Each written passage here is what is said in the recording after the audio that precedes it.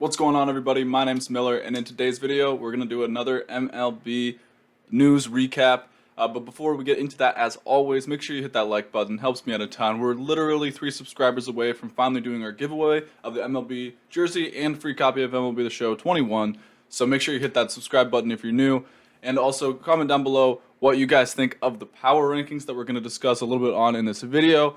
And as always, I started a podcast called the Diamond in the Rough podcast. You guys know about it. We've had C-Brev on, J-Pro Gaming, Big Baby David from John Boy Media, and we got even more coming your way. So make sure you go check that out. All those links are going to be in the description below. So let's get into the MLB news.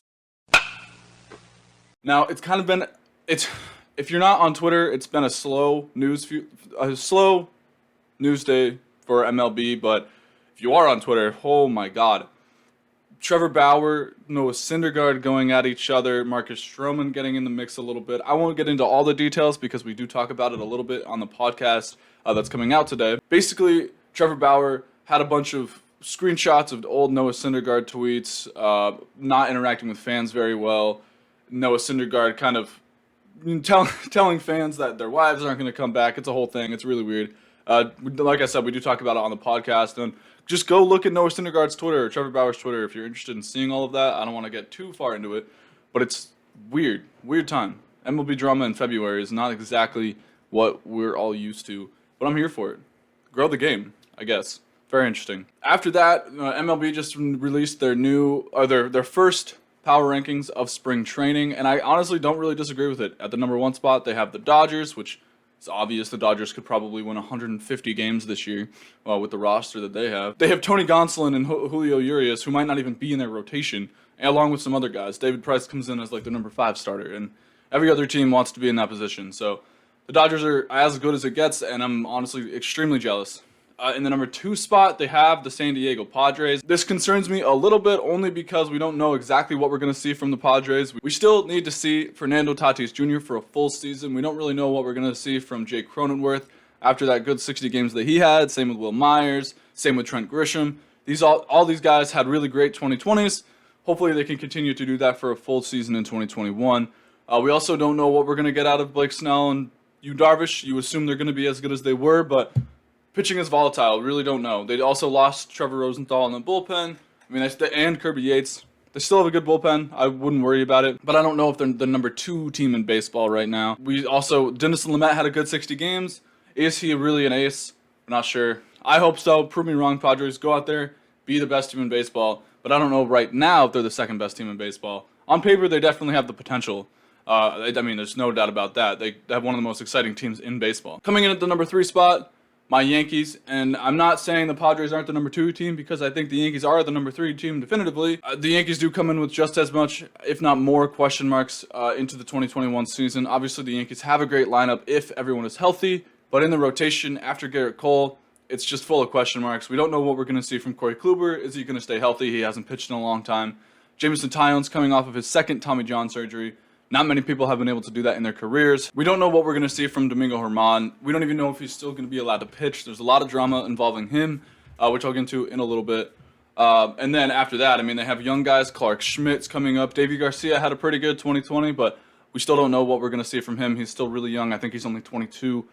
We also have Jordan Montgomery, who I would bet on Jordan Montgomery being really good, but I don't know if he's your number 2 guy for sure. So don't know what we're going to see out of the Yankees rotation. It could be really, really good, or it could be really, really bad. So I like them at the number 3 spot, especially with all the question marks that they have and whether or not their lineup is going to be able to stay healthy at all. They did just re-sign Brett Gardner, which I like. He's not going to be an everyday player. He's just going to be there to spell Aaron Hicks in center field, Clint Frazier in left field. So I like this move a lot. He's a great clubhouse presence. At the number 4 spot, we have the Atlanta Braves, which I like for sure. They don't really have that many question marks. I mean, they re-signed Marcell Ozuna. Unfortunately, he does have to play defense this year, but I was a big advocate of them re-signing Marcell Ozuna in the first place. They also have one of the best rotations in baseball. I say this all the time, but I think they have a super underrated rotation, which doesn't make sense to me. They have Mike Soroka coming back at some point in 2021. Max Fried pitched extremely well in 2020. They have Ian Anderson, who pitched really well.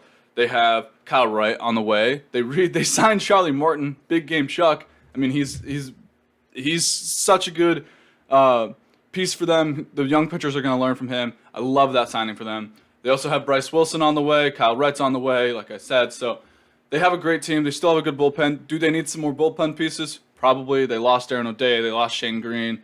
But like I always say, they still have a pretty good bullpen. And their lineup is absolutely elite. Yes, you don't know. Maybe Travis d'Arnaud doesn't have as good of a year. Maybe Marcell Ozuna doesn't have as good of a year. Christian Pache is only getting better. Dansby Swanson's only getting better.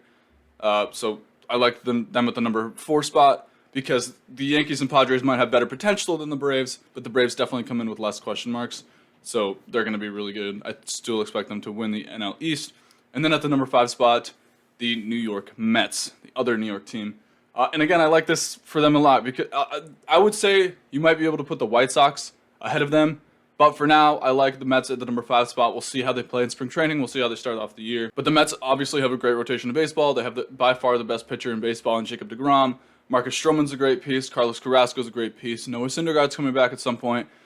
And their bullpen is still really good. They have Seth Lugo. I know he's injured right now, but he'll be coming back. They have Edwin Diaz, who had a really good 2020. They have some more pieces. Dellin Betances, I expect to bounce back. So I love that. That team is going to be really good. They also signed Kevin Pillar to help play center field. They have Michael Conforto. They have Pete Alonso, who I think is going to bounce back. They have Dom Smith, who's really good. They obviously traded for possibly the best shortstop in baseball in Francisco Lindor, so you can never complain about that. They're going to be really, really good. It's going to be an absolute battle for first place with the Mets and the Braves and even the Nationals. And the Phillies are pretty good. The Phillies are still a 4th place team, but they're still pretty good. So that division is going to be by far the best in baseball. So much fun to watch. And then in a less positive news, Kevin Mather, he's the CEO and president of baseball operations for the Seattle Mariners. Yeah, I think it was later yesterday, it came out, he had some pretty bad comments about some of his players. Basically, he had a meeting back in early February with a Rotary Club, and he was complaining about having to pay Hisashi Iwakuma's translator during the 6 years that Iwakuma pitched for the Mariners. Now, he's trash-talking a guy who is absolutely beloved in Seattle. Like on Twitter, Seattle Mariners fans have been they hate Kevin Mather now. They have been an absolute defense of Iwakuma. They love him there. He pitched for a long time there. He pitched great games for them. He was their number 2 behind Felix Hernandez for quite a while. He was talking about some of the young prospects like Julio Rodriguez, who he basically said that Rodriguez is special, but his English isn't very good, and I don't understand why that is relevant at all. Don't be like that. Don't trash talk your young players. Recently, Julio Rodriguez, I don't know exactly where he's from, but he did his first interview in English, in all English. He didn't want to use a translator. He didn't want to do it in Spanish, and he was so excited that he was able to do a full interview in English that he called his parents. He was so proud of himself for that, and I love that for him.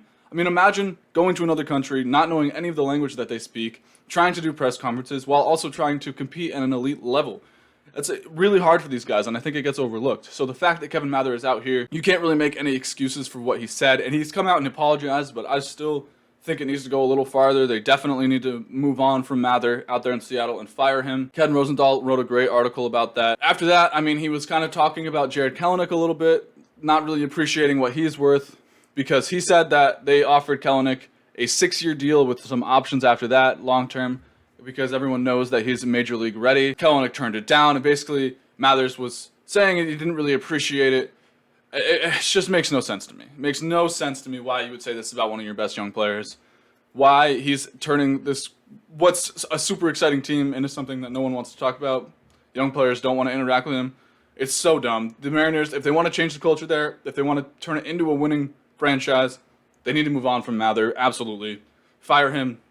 Not to mention, a few years ago, it came out that some female employees accused him and a couple other people that worked for the Mariners organization of sexual harassment. And now the female employees don't work for the Mariners anymore, and the other people that were accused of harassment don't work there anymore. But Mather's still there. So please, for the love of God, fire Mather.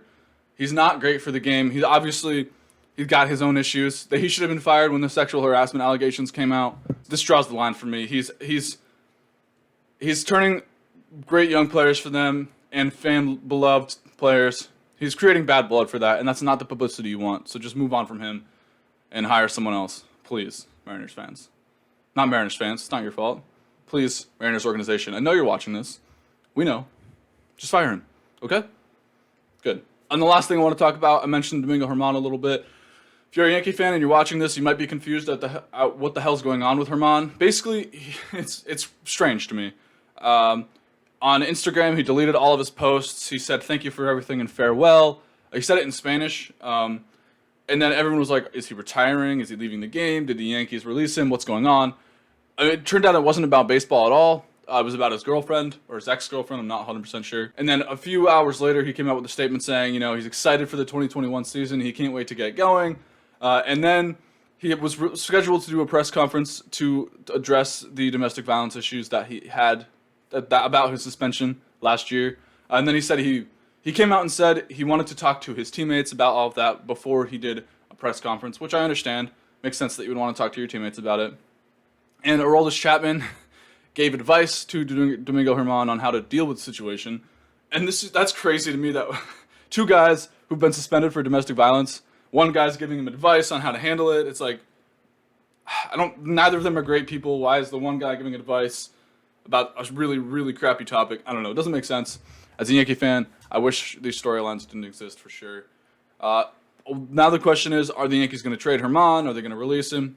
No one really knows. That news has not been official yet. Hal Steinbrenner, the owner of the Yankees, hasn't come out and said if he's going to fire Germán or not, if he's going to release him or trade him. We don't know, but that's basically what came out about Germán. Zach Britton talked about how you can't always choose your teammates. He doesn't think that what Germán did has anything to do, he came out and said he doesn't like what Germán did at all. He thinks it has no place in the game, and I obviously agree with him. I think most people would. So I don't think Germán gets along with most of his Yankees teammates, which is unfortunate for him. I still expect him to be on the Yankees in 2021 for at least the first part of the season because the Yankees have so many rotation question marks, and they can't really afford to lose him even though I think he's a bad guy, I do still expect him to sign it, to let him pitch. So that's going to be your MLB News Recap for today. I want to do this more often, so make sure you hit that like button. Let me know you guys want to see more content like this. Comment down below what you think of the power rankings. Hit that subscribe button so I can finally do my giveaway. Make sure you check out the Diamond in the Rough podcast. New episode coming out today. I'll see you guys in the next one. Peace out.